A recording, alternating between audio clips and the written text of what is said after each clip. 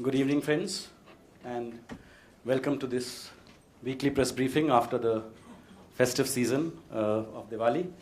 I do not have any opening announcements to make at this stage, so we can dive straight into the Q&A. Vinita? Because Pakistan government yesterday made public some of the names of Indian diplomats working in the High Commission there, how is India viewing this development? Well, let me first of all say that we completely reject the baseless and unsubstantiated allegations made by Pakistan against certain officials of the Indian High Commission in Islamabad. The government categorically denies those allegations. It is especially regrettable that Pakistani authorities have chosen to level these allegations after deciding to recall on their own 6 officials of the Pakistan High Commission, some of whom may have been named to Indian authorities by Mahmood Akhtar, the Pakistan High Commission official caught red-handed last week while indulging in anti-India activities. The allegations against the Indian officials represent an afterthought and a crude attempt to target these officials for no fault of theirs. We also regret the fact that Pakistan's step adds to the risks to peace and security in the region emanating from Pakistan's support to cross-border terrorism against its neighbors, its complete denial of the problem, and deflection of its responsibility by resorting to fanciful accusations. We also note that the Indian officials falsely implicated were working in the fields of promoting people-to-people and trade and economic contacts between the two countries. Pakistan's false allegations against them have the potential to adversely affect the corresponding activities of the High Commission. The government also protests strongly the manner in which names and photos of the 8 Indian officials, 4 of them holders of diplomatic passports, have been published. This is against basic norms of diplomatic practice and courtesy. Moreover, the allegations against the Indian officials are prejudicial to their safety and security. We expect the government of Pakistan to take all necessary steps to ensure the security and safety not only of these 8 diplomats and officials, but of all the other members of the High Commission and their families while they are in Pakistan. Aditya? Because again, a question on Pakistan's cross-border terror. In the infiltration, there's been continuous LOC firing, and in a single day, there were at least 7 to 8 civilians who were killed, among them 2 very young kids as well. There were several others who were injured as well. What is India's response being so far on this? And apart from that, on the investigation of Mahmood Akhtar, have there been any crucial link of the ISI revealed so far? You mentioned about the names. Would you kindly elaborate on what names you are talking about and what was their role? Was there some kind of an ISI station being established inside Pakistan High Commission?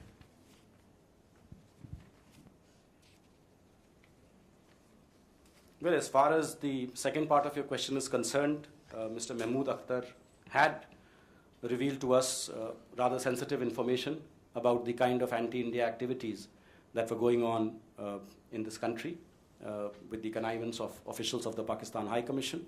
And our security agencies are currently seized of the matter. And we will, of course, get to the bottom of it.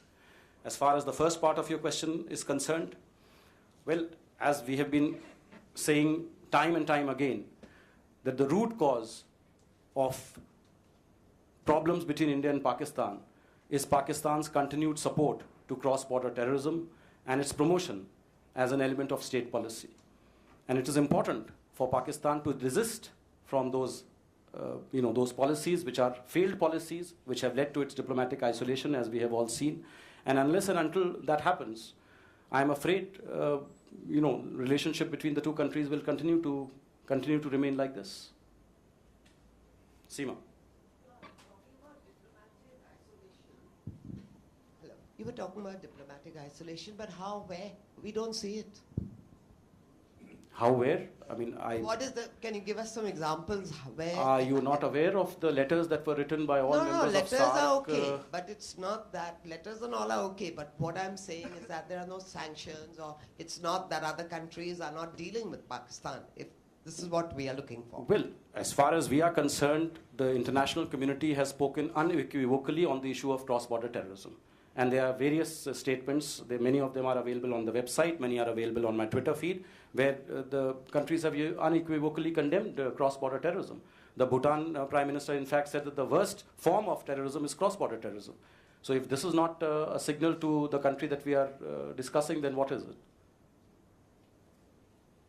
Venkat. Because the SAARC summit has been postponed indefinitely, where do we go from here?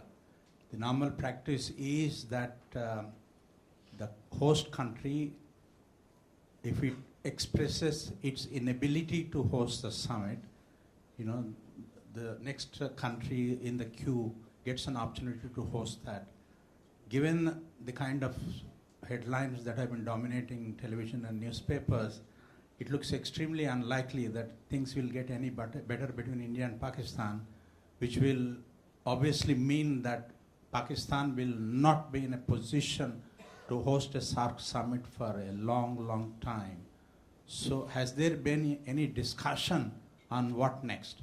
Thanks. Well, that is a question really you should put to Pakistan, because they are the ones who are supposed to host the summit in Islamabad, and they have now postponed it.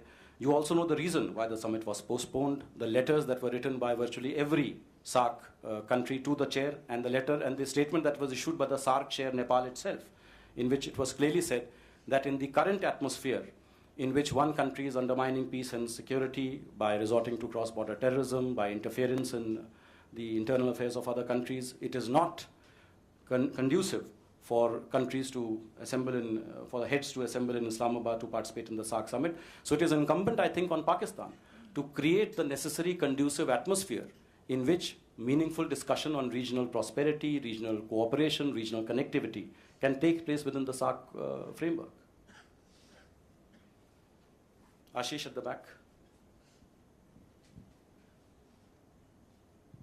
Sir एक दिन पहले ISPR ने कुछ तस्वीरें release करके ये आरोप लगाया भारत पे कि इंडियन फायरिंग में उनके कई सिविलियन नागरिक घायल हुए हैं.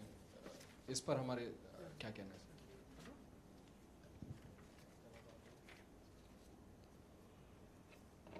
देखिए, उसका तो मैं पूर्ण तरह से खंडन करूंगा. As you are aware, our security forces neither initiate a ceasefire violation nor do they target civilians. They retaliate in a very calibrated and restrained manner when either their defensive posts or personnel are targeted or cover fire is provided by the Pakistani army to allow infiltrators to cross the line of control. We completely reject Pakistan's allegations.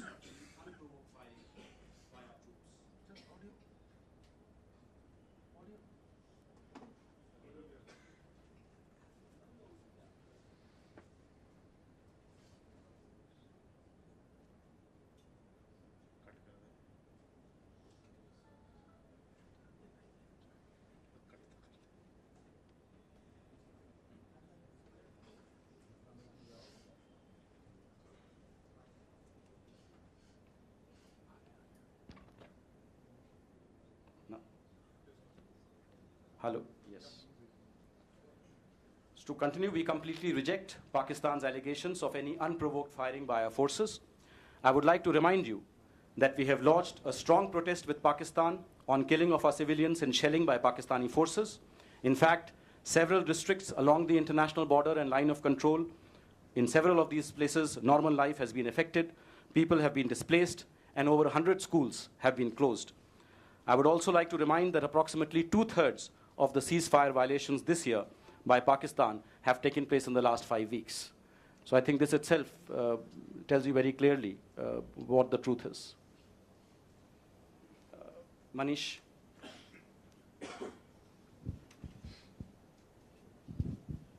Because is it true that a special NSG meeting is being convened in Vienna next week to take up India's membership? And how do we look at China's latest position vis-a-vis India's membership?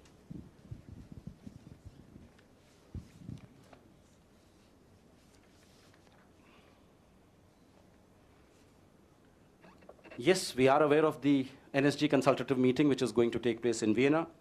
It is not really for us to comment on it because we are not, as you know, inside the room. However, after the NSG plenary meeting in Seoul, we have had continued conversations with NSG members and remain engaged in the process. We have lodged our application. It is now for the NSG members to consider it and take a decision on it. As far as the Chinese position is concerned, as you know, we just had a second round of very fruitful talks between the head of our Disarmament and International Security Affairs Division and the Chinese lead negotiator on the NSG issue. This was preceded by a round which had taken place in Delhi. Both sides have very freely and frankly discussed their positions and have agreed to continue that engagement.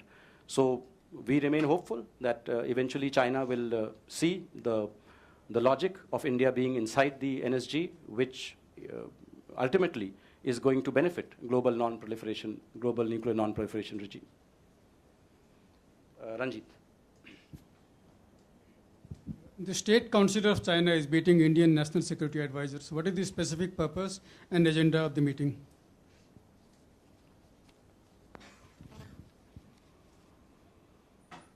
Well, India and China are two major countries which have diverse interests. It is normal for major countries which have significant influence to have such consultations between their national security advisors. As you know, the meeting is going to take place in Hyderabad. And during the meeting, various issues of bilateral, regional, and global interest will be discussed. I must clarify, these are not SR talks. 4th, yes. Nirova?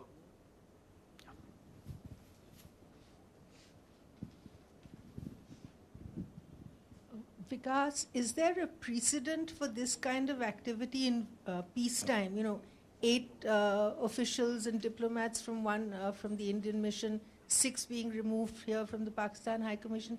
Is there a precedent of this kind during peacetime? Look, I mean, we should not really look at precedents in India-Pakistan engagement, which has had its ups and downs. Suffice it to say, we regard this as an unfortunate incident. Pakistan's resortal to a tit for tat without any real case against these officials is truly unfortunate. And we hope that such incidents do not recur in the future.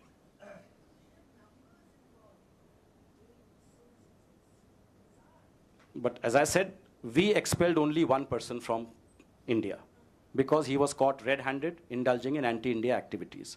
After that, Pakistan decided to withdraw on its own 6 of their staffers. And then they decided to put in the public domain details of 8 of our diplomats and officials whose safety and security has been completely compromised.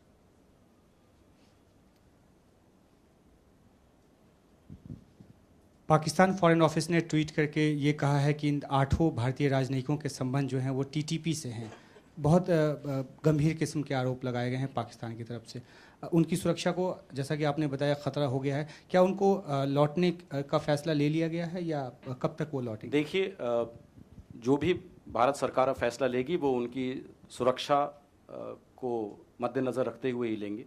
तो ये एक procedural issue है और इस पे हम जल्दी ही निर्णय लेंगे।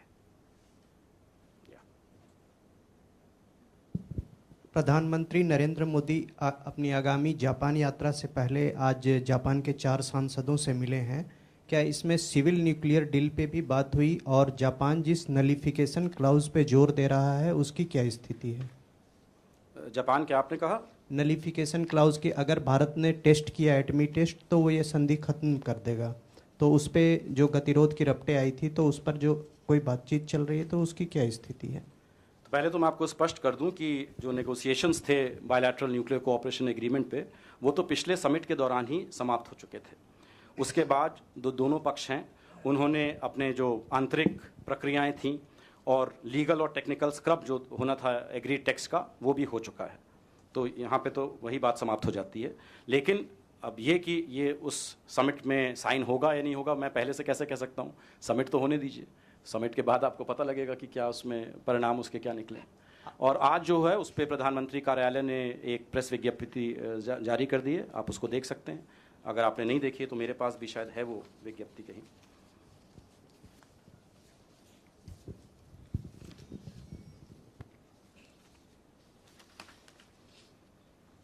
This is in English. A delegation of Japanese parliamentarians called on Prime Minister Shri Narendra Modi today. The delegation was led by Mr. Toshihiro Nikai and included Mr. Moto Hayashi and Mr. Tatsuya Hirano. The Prime Minister recalled his interaction with the Japan-India Parliamentarians Friendship League in September and welcomed increased interaction between the legislatures of both countries. The Prime Minister also called for strengthening exchanges between state-level legislatures. The Prime Minister welcomed the initiative of Mr. Toshihiro Nikai to raise awareness about the threat posed by tsunamis and sought strengthening of bilateral cooperation in the field of disaster risk reduction and disaster management. The Prime Minister also said that he is looking forward to his visit to Japan next week. So that's the readout of the meeting that was held today. Tripti? Mr. Swarup, there have been reports that Britain's Prime Minister Theresa May is expected to raise the issue of 6 Britons lodged in a Tamil Nadu jail when she meets our Prime Minister during her India visit. How is India likely to view this request for their release? Thank you. As you are aware, the crew of the Seaman Guard Ohio appealed against the decision of the Sessions High Court. The appeal process is ongoing in the Madurai bench of the Madras High Court. The matter, therefore, is sub judice. Yeah.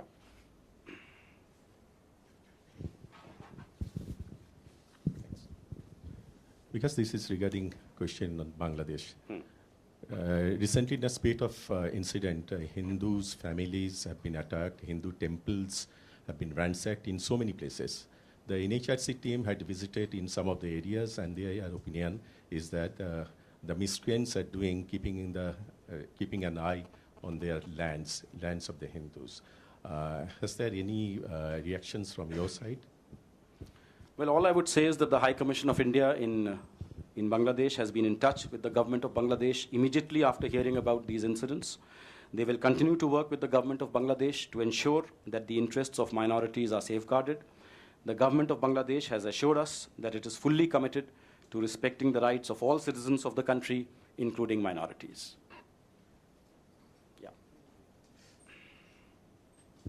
Thank you. Just on Theresa May's visit, can you give us any indication, any more detail on the agenda and in particular issues that may be raised from the Indian side, such as, for example, the issue of Indian student visas in the UK and also the long-standing issue of the Kohinoor diamond? Look, we are not in the business of speculating what will or will not be discussed. The visit will happen, as you know, next week, and then you will know very well what was discussed and what was not discussed. Both Prime Ministers will address the media as well in terms of their press statements. But let me give you some more details about, about some of the elements of her program. She will be visiting India during 6 to 8 November 2016. As we all know, this is her first bilateral visit outside the European Union. She will hold bilateral talks with our Prime Minister. Along with Prime Minister, she will inaugurate the India-UK Tech Summit on the 7th of November in New Delhi. The decision to hold the India-UK Tech Summit was agreed to during the visit of our Prime Minister to the UK in November 2015. The summit is being organized by the Department of Science and Technology and the Confederation of Indian Industry, and it demonstrates the importance and expanse of science and technology cooperation in the India-UK partnership. At the summit, government officials, business leaders, and scientists will engage together to see how best science and technology collaboration could be leveraged to open up new opportunities for bilateral business, trade, and investment. New initiatives on deepening science and technology collaboration between India and the UK are expected to be announced at the summit. Under the umbrella of the India-UK Technology Summit, 4 other summits are also being organized. These are the India-UK Higher Education Summit, the India-UK Innovation and Entrepreneurship Summit, the India-UK Design Summit, and the India-UK Intellectual Property Rights Summit. A meeting of the Joint Economic and Trade Committee, JETCO, chaired by the Minister of State for Commerce and Industry, Srimati Nirmala Sitharaman, and the UK Secretary of State for International Trade, Mr. Liam Fox, will also be held during the visit. A meeting of the India-UK CEOs Forum will also be held alongside JETCO.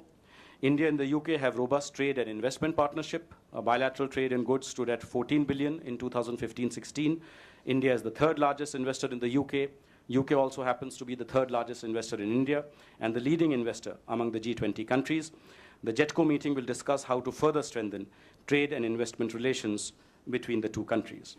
As far as the issue of student visas is concerned, yes, it is true that in the last year or so, the number of Indian students enrolling in UK universities has gone down by almost 50%, from around 40,000 to around 20,000 now. This has happened because of restrictions on post-study stay in the UK. Indian students and people-to-people relations are important pillars of India-UK ties. We have raised our concerns on the difficulties being faced by Indian students with the UK side, and we expect mobility issues to be raised during this visit. Maha.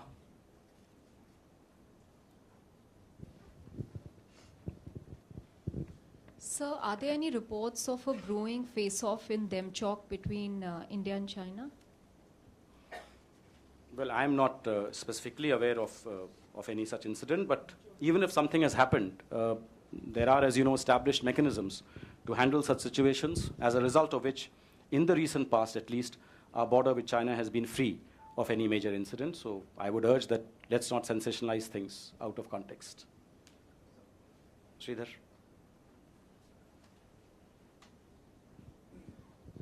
Sir, did the Pakistan High Commission lodge any protest with the MEA when the names of 4 of their diplomats were made public by certain Indian TV channels last week? Did they hold any confabulations with the MEA? Did they express their concern that the names of 4 of their diplomats were made public first? I am not aware of this, but we do know the public statements they issued after that, saying that their safety has been compromised and things like that, and then they, of course, they decided to withdraw them. Parul. Mr. Shashi Tharoor has suggested that India seek an apology from Britain when Prime Minister Theresa May comes visiting for the Jallianwala Bagh massacre. So do you have any comments on that? Would India be seeking an apology? All I would say is that India-UK ties, while rooted in history, have a very forward-looking agenda. Yes, Ian. Hi, there's been reports about Modi signing the civil nuclear partnership with Japan when he goes to Tokyo. I was just wondering if you could comment on. Well, okay, because I answered in Hindi, so probably you didn't get that. So I can say the same thing in English now for your benefit. As you know, the negotiations on the bilateral nuclear cooperation agreement were completed at the last summit in Delhi in December. Since then, the two sides have completed internal procedures, including a legal and technical scrub of the agreed text. At the same time, I cannot prejudge the outcome of the bilateral summit at this stage. Ritu?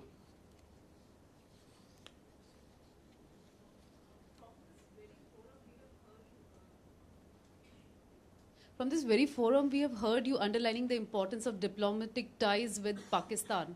So now this withdrawal of officials from both the sides, is it going to curtail the diplomatic functionings of the respective embassies? And is India going to send more officials to replace them? How is it going to function? And well, we have not yet recalled any of those officials. Only one was declared persona non grata, and that particular gentleman has returned to India. So certainly, I mean, I have already commented on this issue that, this kind of a downward spiral does not do good to either side. And we hope that Pakistan will desist from making unsubstantiated allegations and, jeopardizing the safety and security of our officials there. I don't see any other question. Okay. Yeah. So just a continuation of the previous question.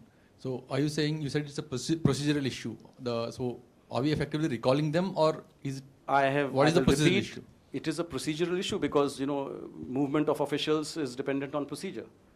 And as I said, government will take a considered decision, taking into account the overall situation, and in particular, the safety and security aspects of our diplomats. Okay, I see no other question. This press briefing comes to a close. Thank you all.